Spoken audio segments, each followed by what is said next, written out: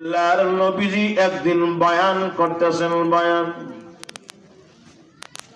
আল্লাহর নবীর বয়ান এত সুন্দর, আল্লাহর নবীর বয়ান এত মজাদার বয়ান। নবী বয়ান করতেছেন আর সাহাবীরা বসে বসে নবীর বয়ান শুনে। আল্লাহর নবীর বয়ান শুনে সাহাবায়ে কেরামের চক্ষু মোবারক তাকি ওজনে বসে পড়ে। বয়ান থাকা অবস্থায় হঠাৎ করে দেখেন কে যেন একজন দৌড়ায় দৌড়ায় আসতেছে, বুরকা পরা, হিজাব লাগানো। আল্লাহর নবীজি যে জায়গায় বসে বয়ান করবেন ওই জায়গার এক কোনায় এসে উনি বসে গেছে। চিনাও যায় না কে নারী না পুরুষ, জানায় না, কিন্তু পর্দা লাগানো, হিজাব লাগানো। পর্দা আর হিজাবে বোঝা যায় উনি পুরুষ হবে না মহিলা। জোরে বলেন।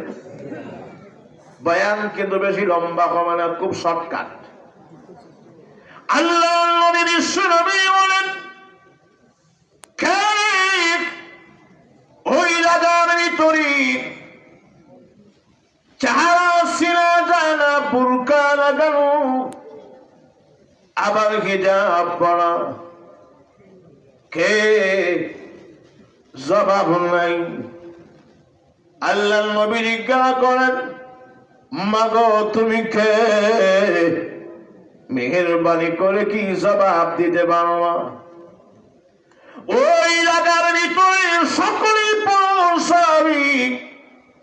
কিন্তু একজন নারী যদি হঠাৎ করে মাহফিলের কোণে বসে, বলেন তো দেখি সকলের দৃষ্টি তার দিকে যাবে কিনা? জবাব দেন। সাহাবীরা সকলেই তার দিকে তাকায় আছে। আল্লাহর নবী বলেন, গোমা কে তুমি? তোমার পরিচয় কি জানতে পারি? ইয়া রাসূলুল্লাহ, ইয়া হাবিবাল্লাহ, আমার নবীজি আপনি অনুমতি দিলে আমি দুইখানা কথা বলবো। নবী গো, আমার কোনো পরিচয় নেই, একটাই পরিচয় হলো গোটা মদিনার ভিতরে যদি কোনো সুন্দরী মেয়ে থাকে, আমার মতো সুন্দরী মেয়ে গোটা মদিনার ভিতরে আর কেউ নাই। ইয়া রাসূলুল্লাহ, ইয়া হাবিবাল্লাহ, আমি বেশি সুন্দর জন্য সমস্ত মদিনাবাসীরা আমাকে বলি আমি নাকি মদিনার হুর, কারণ হুররা কালো থাকে না, সুন্দর। আর একটু জোরে বলেন। আল্লাহর নবী গো,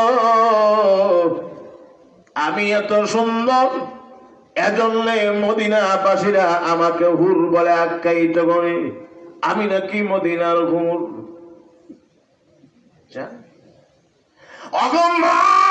তোমার কথা আমি বিশ্ব নবীর কানে পৌঁছেছি। আমি জানি মদিনার ভিতরে একজন নারী আছে, সুন্দরী যুবতী। তুমি নাকি সেই মদিনার নারী? জি হ্যাঁ ইয়া রাসূলুল্লাহ। নবী গো,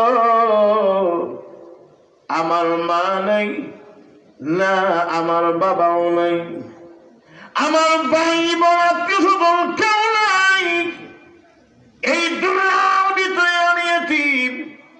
ইয়া রাসূলুল্লাহ, ইয়া হাবিবাল্লাহ, আমি জানি আপনিও ছিলেন এতিম।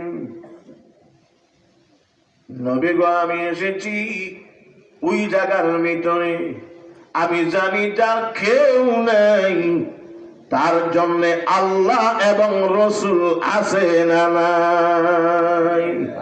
যখন আছে না নাই? ইয়া রাসূলুল্লাহ, ইয়া হাবিবাল্লাহ, আপনি জানেননি গো আমি কেন এই জায়গার ভিতরে এসেছি? না, আমার বলো কি কেন এই জায়গার ভিতরে এসেছো? আল্লাহর নবীর সামনে যখন উনি চলে ধরেন, নবী গো আমি গরিব বলে কি আমি বলা, আমার মা বাবা আত্মীয় স্বজন কেউ নাই বলে কি আমি দুর্বল হয়ে গেছি? ইয়া রাসূলুল্লাহ, ইয়া হাবিবাল্লাহ, আমার যৌবনটা ধীরে ধীরে পেরিয়ে যাচ্ছি। আগে নবীজি, আমি গরিব বলে কি আমার বিবাহের চাহিদা আছে না নাই? বলেন, গরিবের বিয়ার চাহিদা আসেনি? আরো জোরে। ইয়া রাসূলুল্লাহ, ইয়া হাবিবাল্লাহ, আমি গরিব বলে কি আমার বিবাহের চাহিদা নাই? নবী গো, আমি এসেছি আপনার খেদমতে, ওই মাহফিলে এসেছি, না জানি কোন দিন গুনাহ করে বসি। ইয়া রাসূলুল্লাহ, ইয়া হাবিবাল্লাহ, গুনাহ জনিত হওয়ার আগে আগে এই মাহফিল থেকে এই মুহূর্তে আমার জন্য একজন স্বামী নির্বাচন করে দিন। জোরে কল্লা সুবহানাল্লাহ। কথা বুঝেননি? আমার বোঝা যায়? এই মাহফিল থেকে আমাকে একজন স্বামী দেন, স্বামী, এই মুহূর্তে বিয়া হবে। নবী, আপনি আমার বিবাহ পড়াইয়া দিন। প্রস্তাবটা ছোট না বড়? জুড়ে বলেন। অনেক বড়। আল্লাহর নবী আশ্চর্য হয়ে গেছেন। কি বলে উনি? আল্লাহর নবী সম্বোধন করে বলেন, হে আমার সাহাবীরা, আসো কি কেউ এই মজলিসের ভিতরে ওই সুন্দরী যুবতী নারীকে বিবাহ করবে? যদি কেউ থাকো, মেহেরবানি করে হাতখানা লম্বা করে দাও। নবী প্রস্তাব দিয়েছেন। নবীর প্রস্তাব তো খালি যাওয়ার কথা না,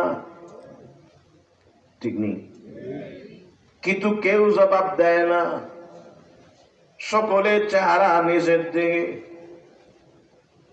আল্লাহর নবী বলেন, আমার সাহাবীরা, আমি আবারও বলছি, আসনি কেউ ওই মজলিসের ভিতরে ওই মেয়েকে বিবাহ করবা?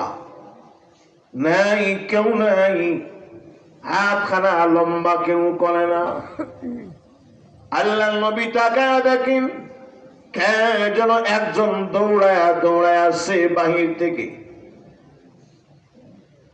বাহির থেকে দৌড়ে আসে, বলে, লাব্বাইকা ওয়া সাআদাইকা ইয়া রাসূলুল্লাহ। আপনি যে প্রস্তাব দিয়েছেন, ওই প্রস্তাবে ওই মেয়েকে আমি আপনার কালো সাহাবী বিবাহ করতে রাজি হয়ে গেছি। নবী গো, আমি আপনার প্রস্তাবে রাজি। নবী বলেন,